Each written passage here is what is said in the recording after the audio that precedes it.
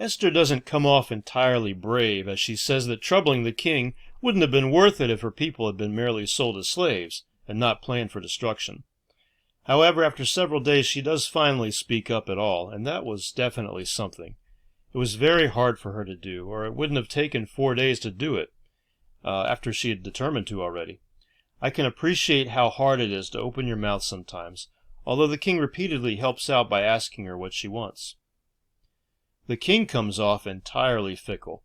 He has his right-hand man killed without giving him a chance to speak a word in his defense. It had been the king, after all, who agreed to this plan to kill the Jews. The servant who speaks up about the gallows is a hero.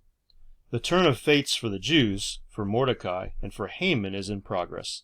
It started with the dream, perhaps, although in reality it started with Esther being the orphan child needing her uncle to take her in, and in Mordecai's faith to stand up for what's right in refusing to bow down to someone other than God.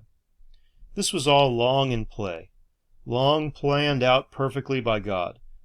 Not that he's playing a game of chess with our lives, but he knows the choices before we make them. So he can put us in circumstances knowing what our choice will be, because he can see the future. Don't work too hard trying to figure out God's mind. Just know that he knows. He's all-knowing. He knew the end before the story began.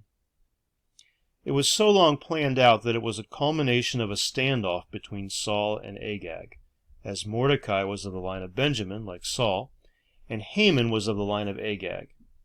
God had commanded Saul to devote everything to destruction, but he kept alive the king of the Amalekites, Agag.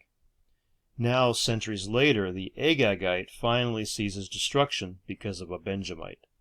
The circle is closed.